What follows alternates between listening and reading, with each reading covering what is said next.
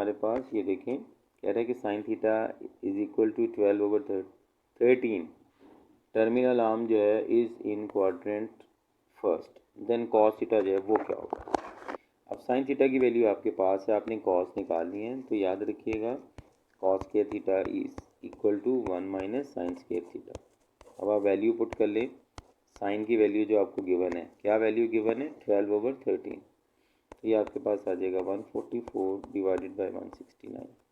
इसको सॉल्व करेंगे तो ये आपके पास आ जाएगा 25/169। स्क्वायर रूट लेंगे तो प्लस माइनस 5/13 आ जाएगा।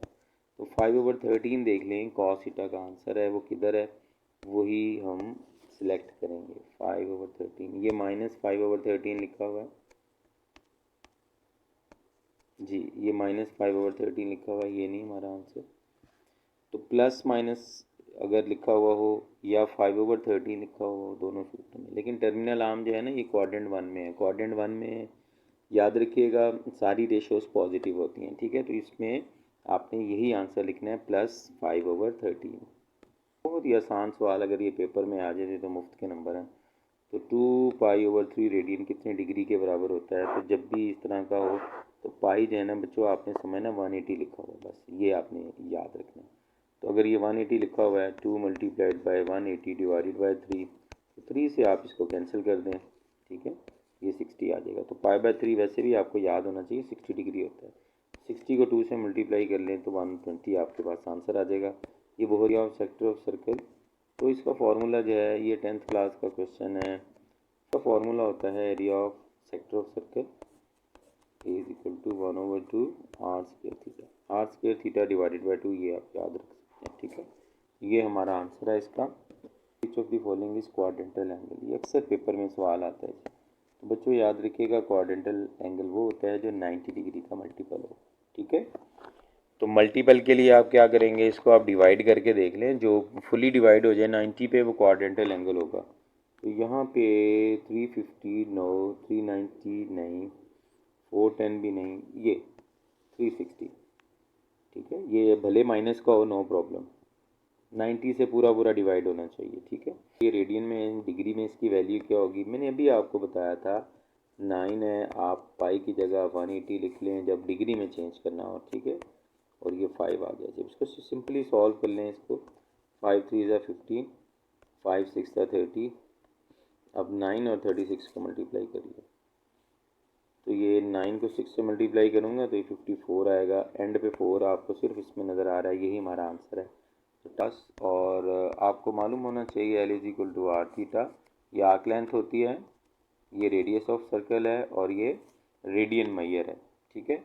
तो आर जो है वो that will be equal to L/थीटा हो जाएगा आपके पास।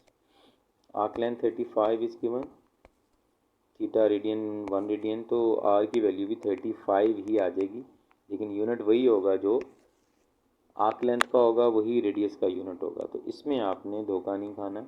ये देखें 35 यहाँ पे मीटर में लिखा हुआ है, ये सेंटीमीटर में लिखा हुआ है, तो सेंटीमीटर वाला हमारा आंसर होगा। तो कह रहे which angle is quadrantal angle, पहले भी ये सवाल गुजरा है। तो मैंने आपको बताया था कि 90 का जो मल्टीपल होता है, चाहे पॉजिटिव मल्टीपल हो या नेगेटिव मल्टीपल हो, वो क्वाड्रेंटल एंगल होता है। तो यहाँ पे 90 का मल्टीपल आपको यही नज़र आ रहा है, ठीक है। 3 टाइम्स ऑफ 90 है, ये 270। तो आप सिंपल कैलकुलेटर से डिवाइड कर लीजिएगा, जो फुली डिवाइड हो जाए रिमाइंडर 0 के साथ, वो आंसर होगा। जिन 0 हो तो इसका मतलब नेगेटिव, ग्रेटर देन 0 हो तो पॉजिटिव। तो आप वो वाला क्वाड्रेंट बताएं जिसमें साइन नेगेटिव हो और कोटेनियन जो है वो पॉजिटिव हो।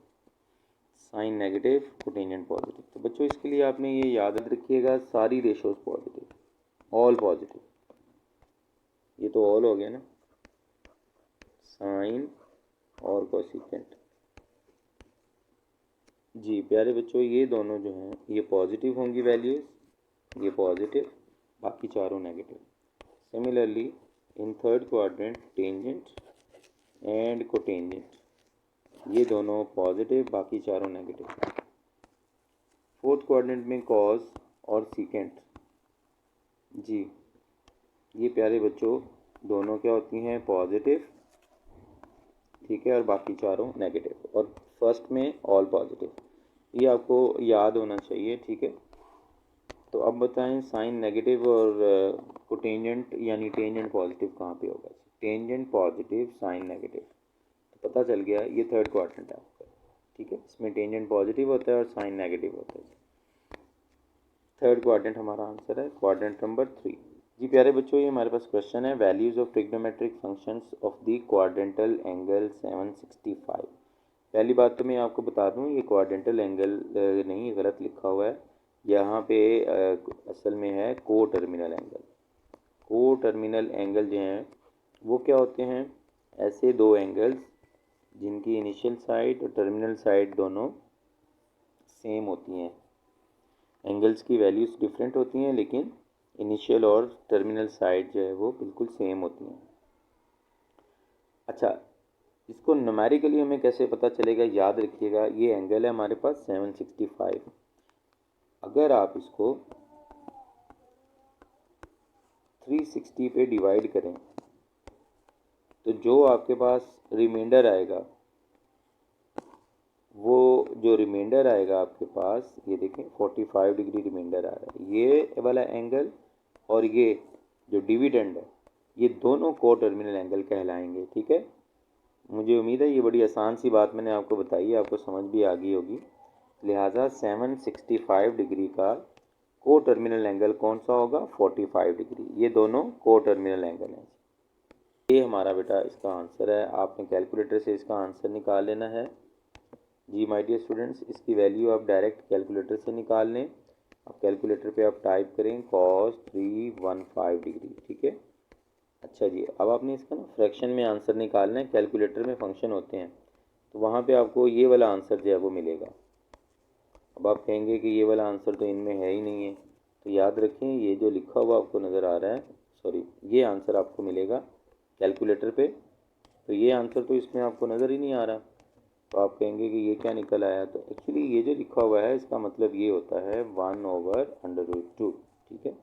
रेडिकल साइन ऊपर है तो उसको नीचे शिफ्ट कर दें। इसकी सिंप्लीफिकेशन जो है ये मैंने आपको अभी यहाँ पे बताई है जी। तो असल में ये इसका तरीका ये होता है, आप इसको √2 से मल्टीप्लाई और डिवाइड करवा दें। तो ये देखें, आप ये दोनों आपस में मल्टीप्लाई होके 2 आ जाएगा, 2 से कैंसिल हो जाएगा और आपके पास 1/√2 आंसर आ जाएगा। आपने ये लिखा हुआ है सीकेंड ओवर कॉसिकेंड। सीकेंड जो है वो होता है 1/cos, ठीक है, और कोसिकेंड क्या होता है 1/sin।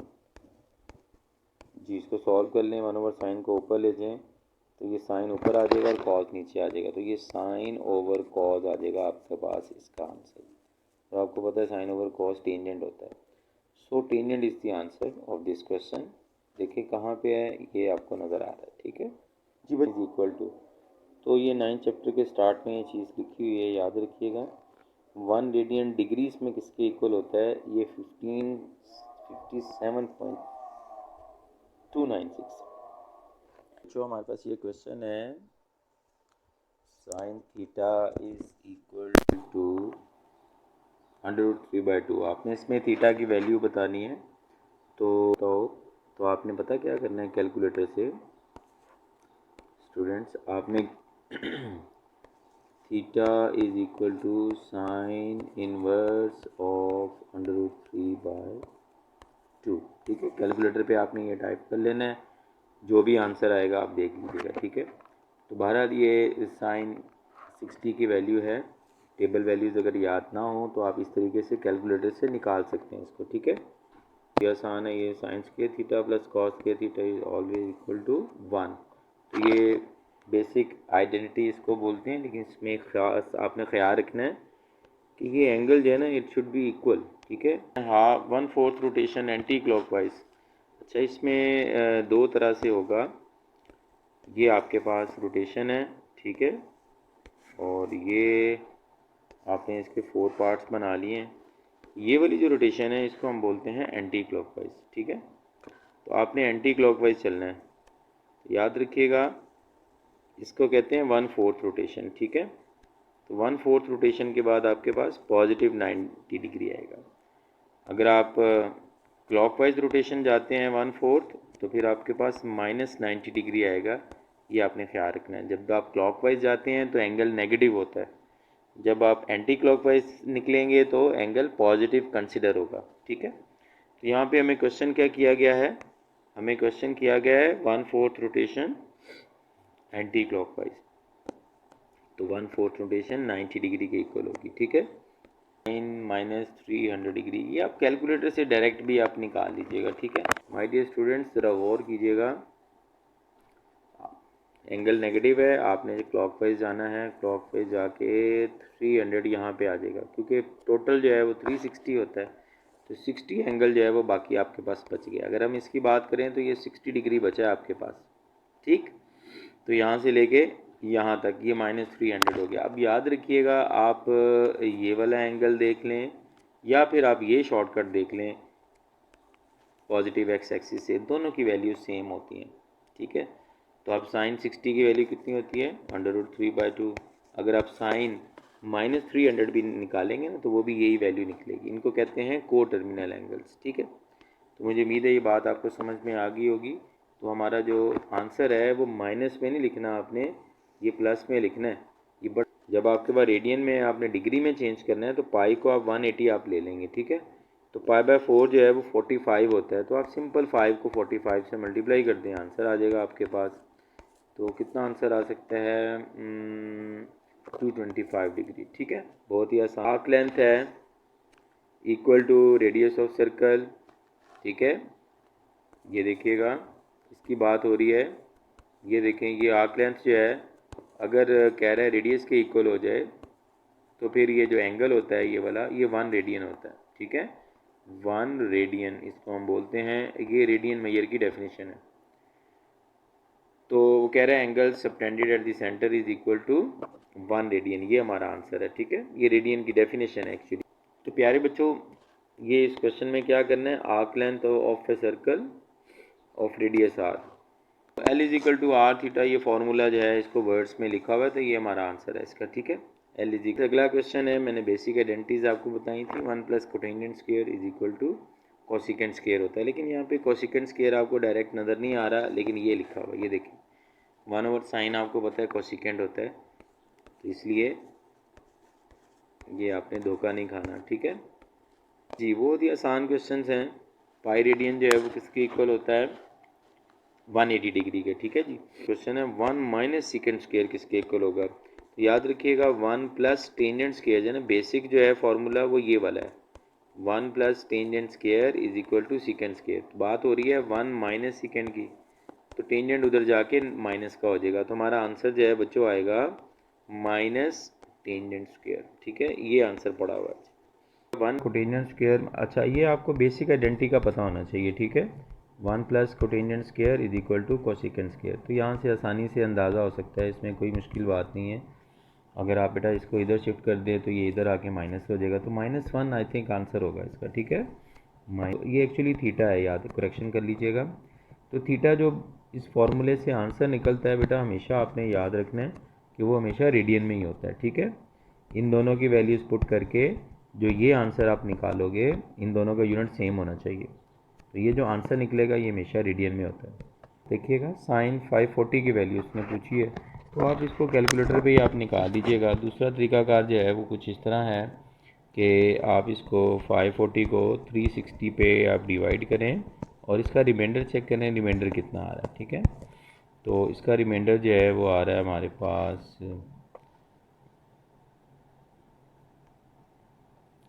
ये 180 डिग्री आ रहा है, ठीक है। तो जो वैल्यूज़ 540 की होंगी वही वैल्यूज़ जो हैं वो 180 की होंगी।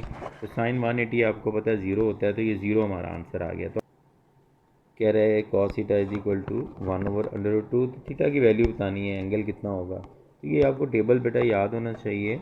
ये एक्चुअली cos 45 की वैल्यू है, ठीक है। तो theta will be equal to 45। अगर आपको टेबल याद नहीं है तो आप cos इनवर्स निकाल लें, ठीक है। कैलकुलेटर से आपने cos इनवर्स ऑफ 1/√2 निकालना है, ये आप कैलकुलेटर से करेंगे तो 45 आपको आंसर मिल जाएगा।